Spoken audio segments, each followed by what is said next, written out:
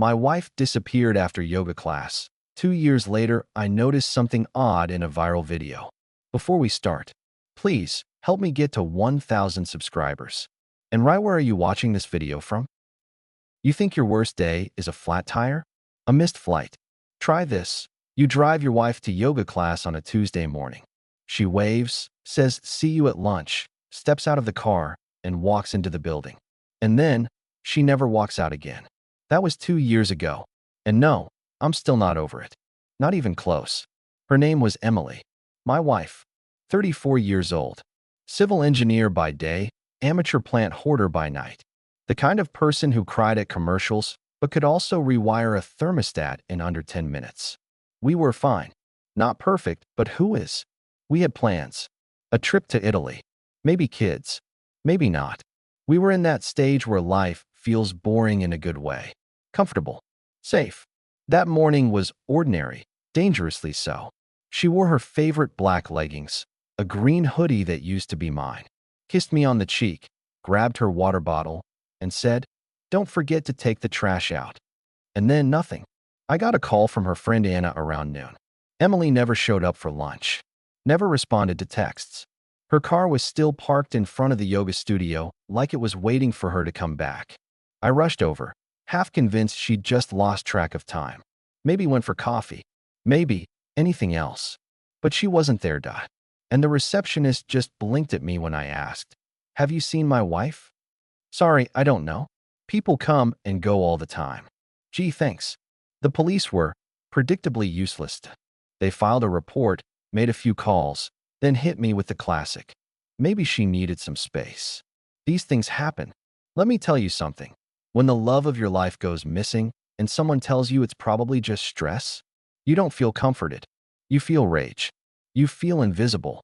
I begged them to check the security cameras. They said they were reviewing the footage. Weeks passed, then months. Nothing.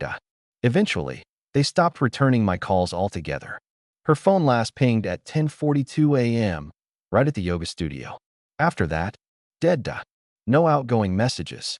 No activity. Just silence. Friends dropped off. Family got quiet. Even her sisters started whispering words like acceptance and grief process. But I couldn't accept any of it. Because you don't just vanish. Not like that. Not in broad daylight. I searched. I posted flyers. I followed false leads from strangers on the internet. Psychics. Tips. Dreams. You name it.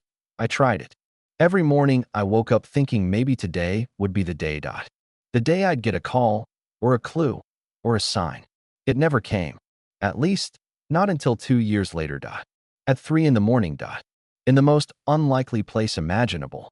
We only just began, but trust me, things are about to get darker. Stay to see what happens when I uncover something they never wanted me to find. You know what's worse than losing someone? Losing them, and then being told to move on. 6 months. That's how long the police stuck with it. Half a year of copy-paste emails, unanswered voicemails, and the same officer shrugging and saying, "We're doing all we can." Newsflash, all we can apparently means jack shit once the trail goes cold. I kept asking, begging for updates, evidence, a search, something. Instead, they closed her case like it was a Netflix series that didn't get renewed. Missing, presumed voluntary. That's the phrase they used. Voluntary. Right. Because people voluntarily leave behind their phone, their wallet, their life. All in the span of an hour. Totally normal behavior. I could feel the sympathy bleeding out of the people around me. Friends stopped calling. Family stopped visiting. It was like Emily disappeared, and I became invisible too. Her sister started seeing a grief counselor. My coworker sent me a book about letting go. Even Anna, her best friend, stopped texting back. It's a strange kind of loneliness, being the only one still holding on when everyone else has already buried the memory. So, I did what any stubborn, grieving, sleep-deprived husband would do. I hired a private investigator.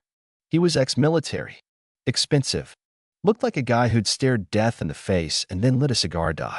He dove into everything: phone records, credit cards, digital footprints, yoga studio staff. 6 weeks in, He came back with exactly nothing. Not even a direction. Just dead ends stacked on top of dead ends. And one strange loose thread. Emily's favorite necklace. Gold. Tiny locket. I gave it to her on our second anniversary. He found it in a pawn shop on the other side of town. But get this, the owner had no memory of who brought it in. No paperwork. No security footage. Apparently, their system had been down that day. How convenient. I held that necklace like it was a clue and a coffin all at once. She would never sell it. Ever. Unless she was trying to send a message. Or maybe I didn't know her like I thought I did. What if she was hiding something? What if there were parts of her I never saw? What if she left on purpose? It's a dangerous place, the human mind. You start with heartbreak. Then it becomes suspicion. Then madness.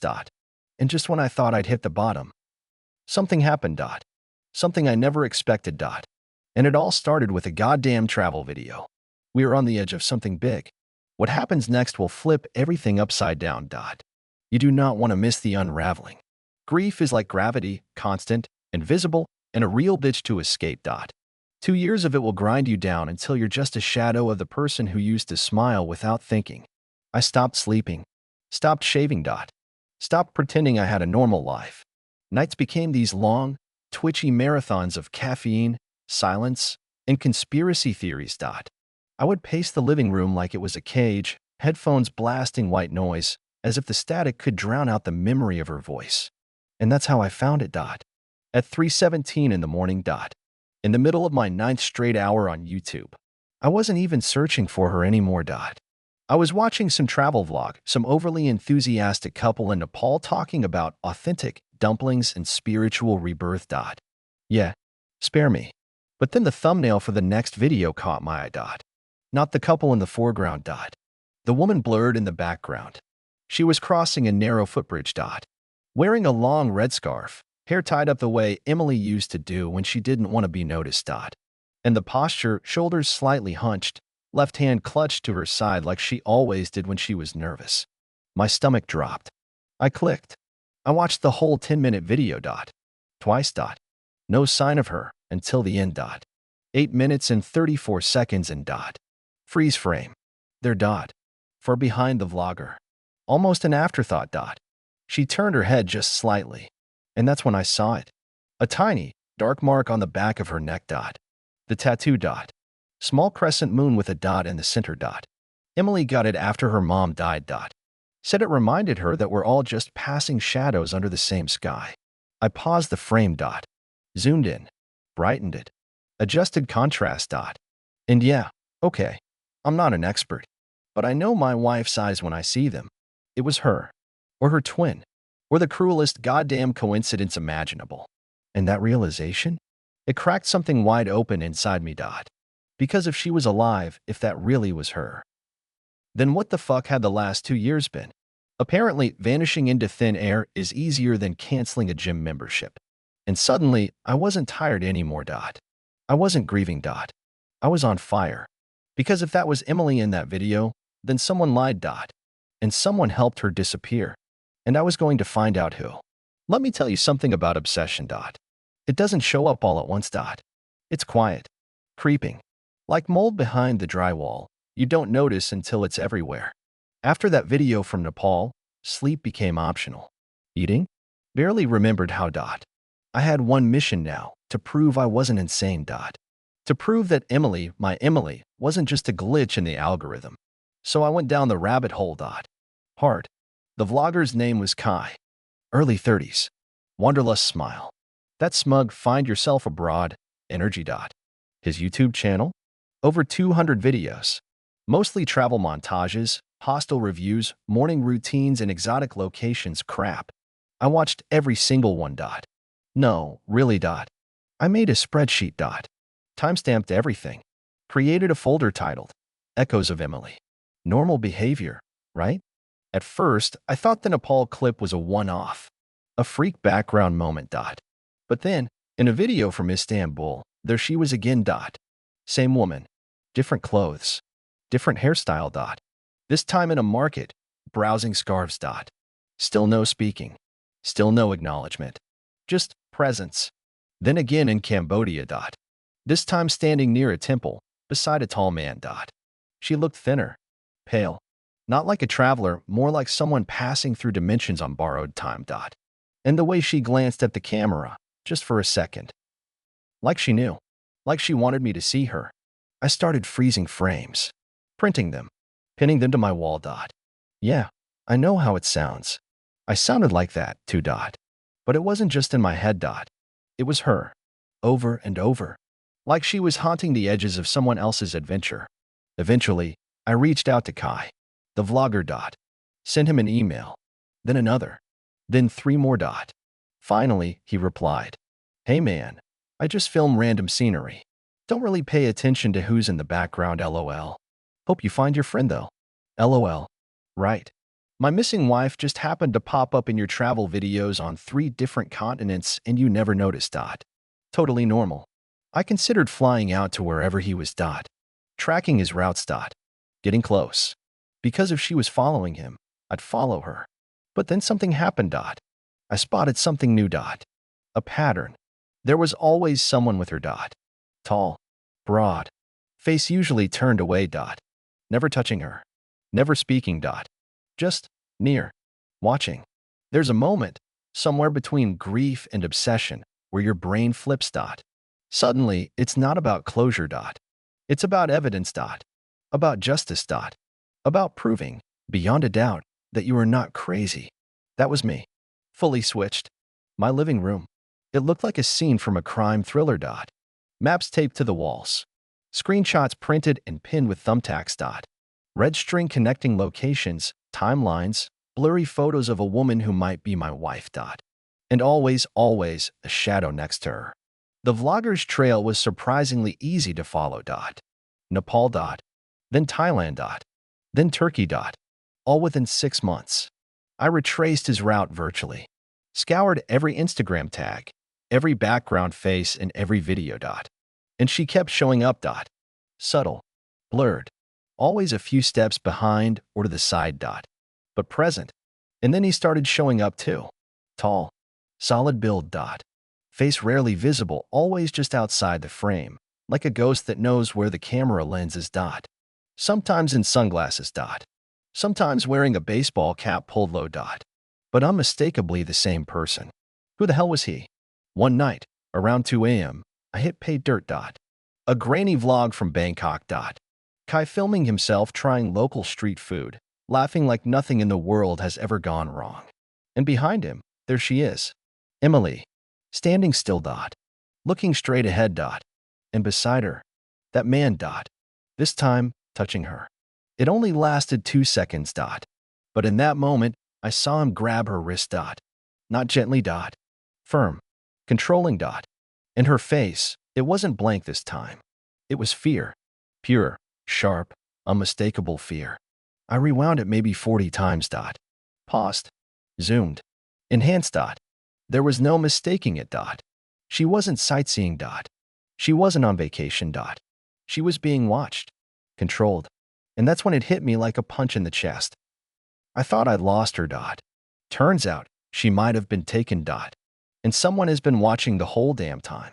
Sometimes, when you've chased a mystery to the edge of the world, the only thing left to do is go back to the beginning.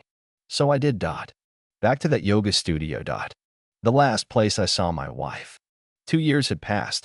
The place had changed hands. New branding, new paint, same hardwood floors.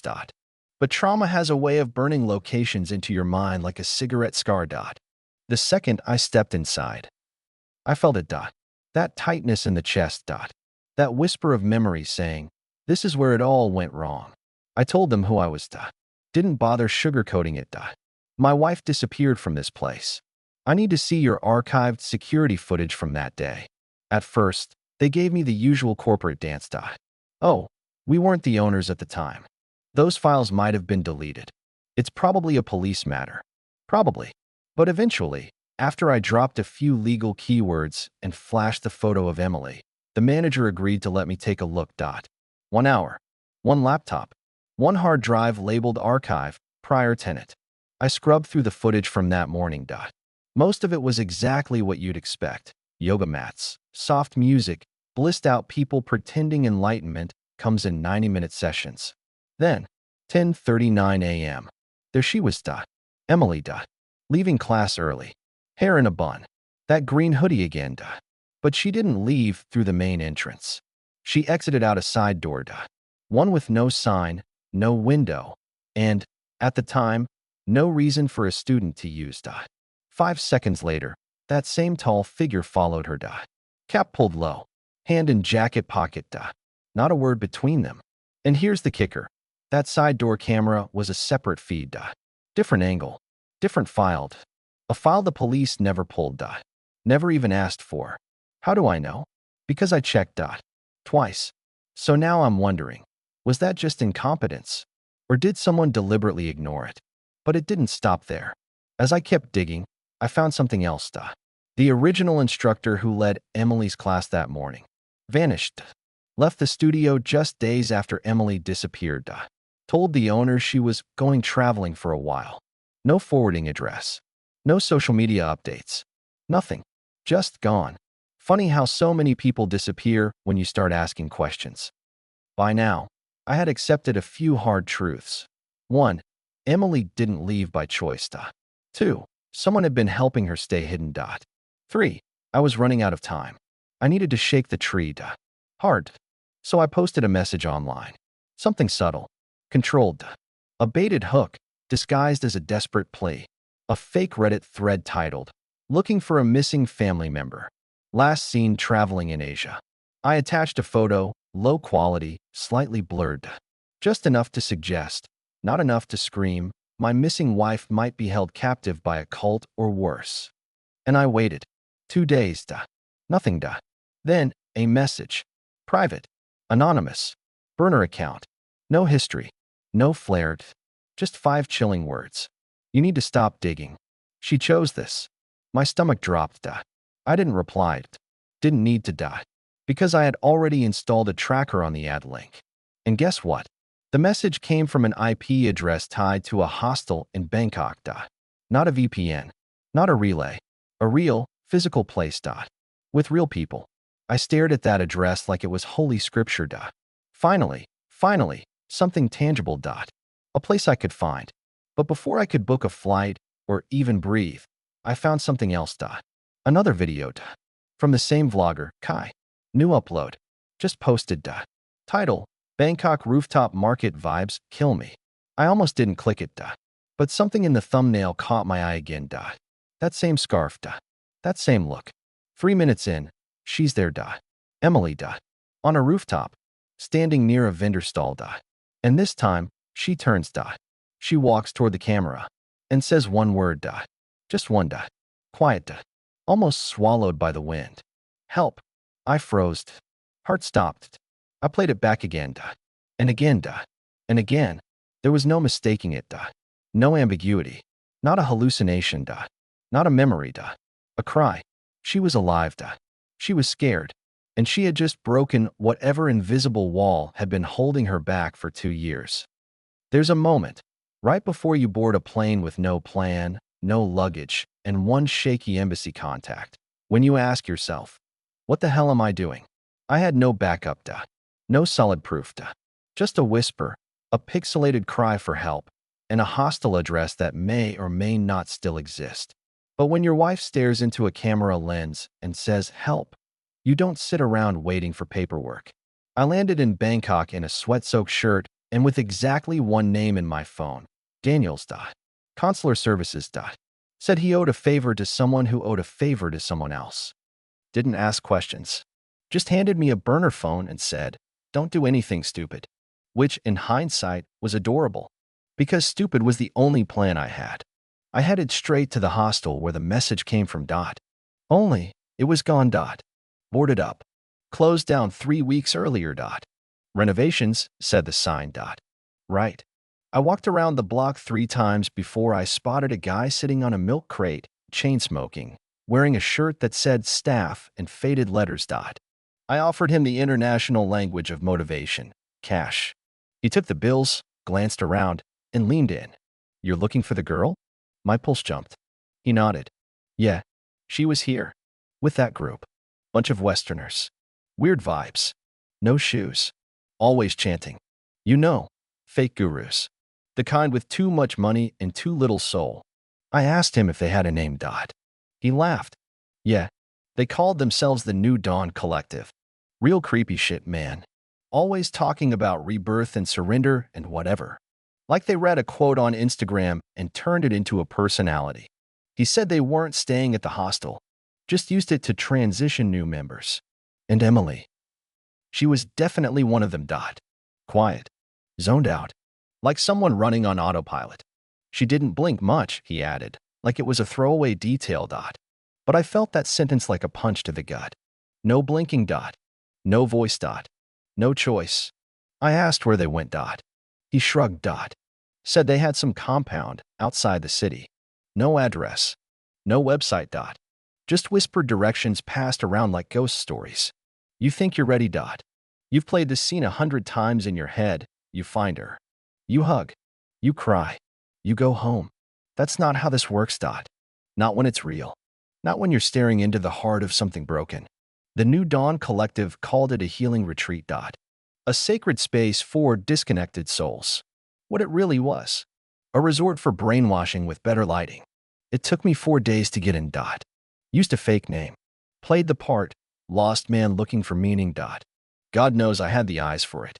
They gave me a linen robe, a green bracelet, and a room with no lock. Every morning began with silence. Every meal came with a side of mantras. Let go of control. Surrender your past. Become no one. But I wasn't there to surrender. I was there to take her back. I spotted her on day 2. In the meditation garden. Sitting cross-legged beneath a Bodhi tree, eyes half closed. Emily. My heart cracked wide open. But she was different. Pale. Thinner. Movements mechanical like a marionette. Even the way she breathed felt rehearsed. I approached slowly. Sat down beside her like I belonged. She didn't react. Not at first. Then, out of nowhere, she whispered. They said you were dead. My blood turned ice. I'm not dead, I said. I'm here. I found you. We're leaving. She shook her head. No. They said you let go. They told me I had to forget. And then, as if triggered, she stood up and walked away. Like a button had been pressed. That night, I confronted the leader. Tall. Calm. White robes. Smile like a shark. I told him who I was. He didn't flinch. She's not your wife anymore, he said. She belongs to the collective now. She's finally free. I wanted to punch him. Instead, I ran. Straight to her room. Tried to get her out. She resisted. Sobbed. Felt like I was the one who'd hurt her. Alarms went off. Lights flooded the hall. I was surrounded by robed followers with plastic smiles and clenched fists. And just when I thought I'd be buried in that compound. Sirens. Red and blue lit up the jungle. Police stormed the gates. Guns drawn. Orders shouted. Someone had tipped them off. Chaos exploded. People scattered. I grabbed Emily's hand and didn't let go. The sirens faded. The compound emptied. The cameras stopped rolling. And just like that, we were out. But don't let the word rescue fool you. Getting her back was one thing. Bringing her home was something else entirely. Emily didn't cry. Didn't scream. Didn't run into my arms like some movie ending. She just sat in the back of the police van, silent, trembling, eyes fixed on the floor like she was afraid to look up and realize it wasn't a dream. The embassy got involved. Papers were signed. Statements were taken. The New Dawn Collective? Torn open like a rotting fruit. Legal charges came fast. Fraud. Unlawful confinement. Emotional abuse. But not everyone was arrested. Some members disappeared, gone underground. Just shadows with new names, waiting to reinvent their next nightmare. And Emily? She came home with me. But the woman I held in my arms at the airport, she wasn't the same. The cult had taken more than time. They'd hollowed her out, rewritten her wiring. Some memories were missing, others too painful to touch. She flinched at loud sounds. Woke up in the middle of the night whispering apologies. She didn't remember how she left. Didn't remember choosing anything. We started therapy. One slow, raw, fractured session at a time. We talked, or tried to.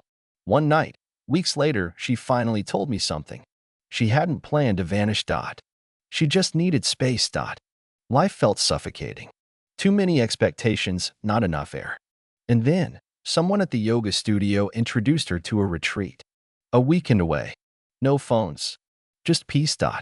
It sounded like healing. It became a trap. They didn't grab me all at once, she said. They made me believe I wanted to stay. And maybe a part of her did. It's hard to hear that. Harder to accept. But I did. Because love isn't about fixing someone. It's about sitting in the mess with them and saying, I'm not leaving.